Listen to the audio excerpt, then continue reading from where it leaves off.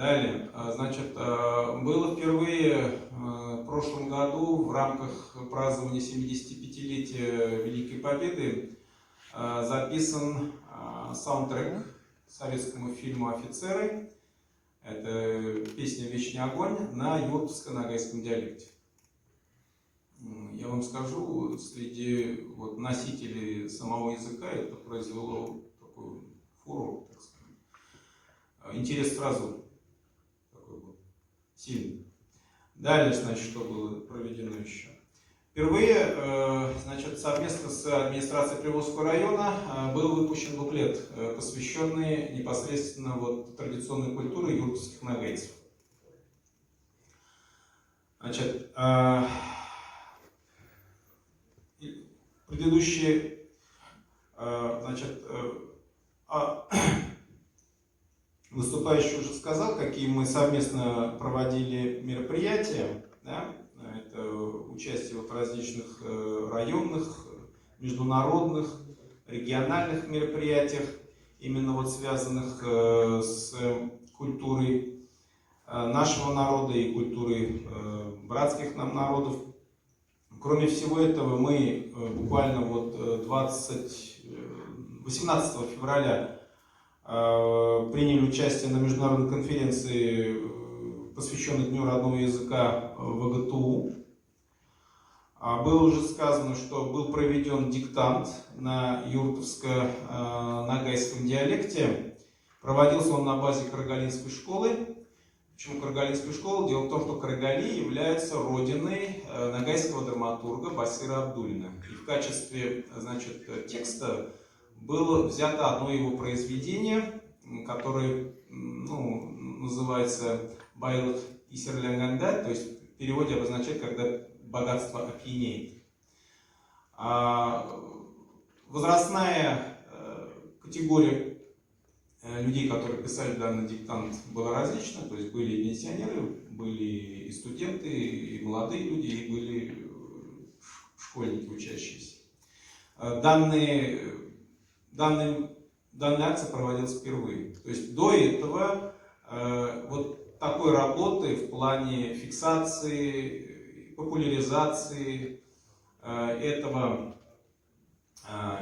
нормы языковой не проводилось. Постоянно говорили, что это говор, это какой-то идиома и так далее, да? Но это не язык. Но при этом есть, значит, исторические документы, что в 1920 году наш с вами земляк Мавлютбердиев Наджиб, он уроженец села Мышаик, был человек очень такой, знаете, грамотный, интеллектуал, знал множество языков. Так вот, он в 20-х годах прошлого века создал литературную норму ногайского языка именно на основе юртовского диалекта. Это потом в 30-х годах тоже другой наш земляк Абдулхамид Шашимбиевич Джанибеков создаст современную норму ногайского литературного языка, но на основе, значит, карнагайского диалекта. А про то, что в 20-е годы существовала такая норма литературного языка, мы это с вами узнаем только сейчас.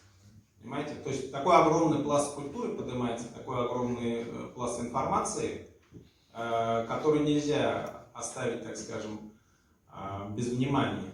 И если сейчас буквально уйдет это поколение, которое еще является носителями данного диалекта, все, язык исчезнет. С чем это связано?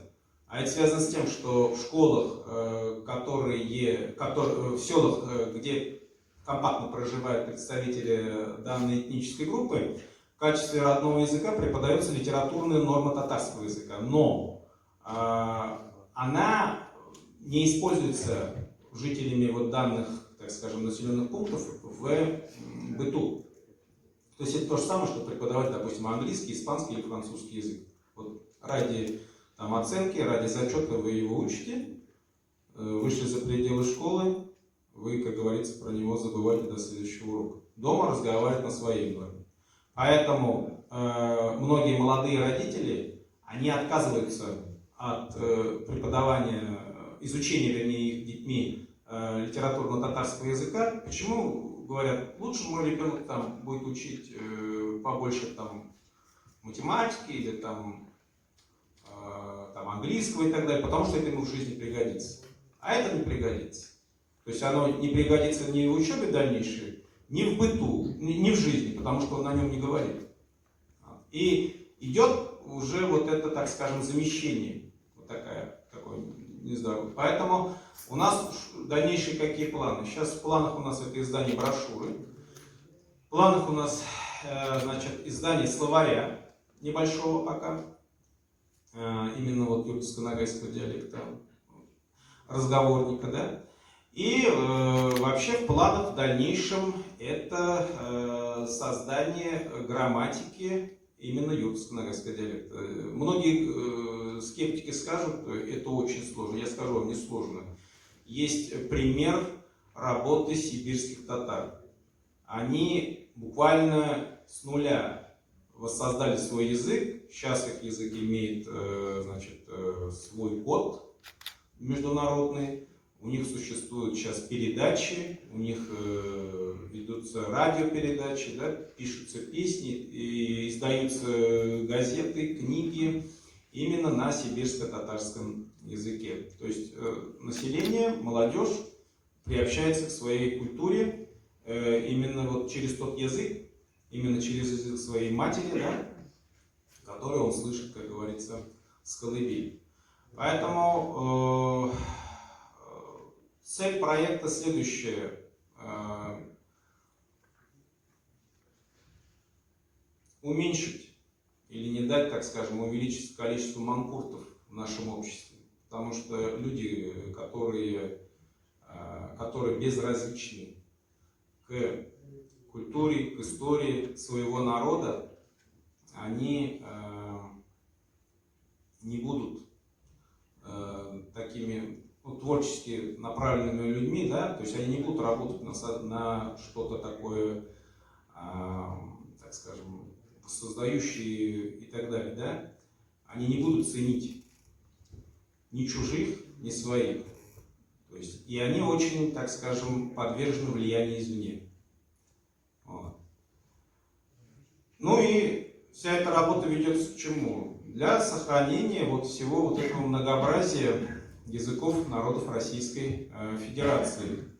Потому что это все служит в деле укрепления вот нашей общероссийской идентичности, да, поддержания атмосферы дружбы, мира и сотрудничества между народами нашей Родины, Российской Федерации.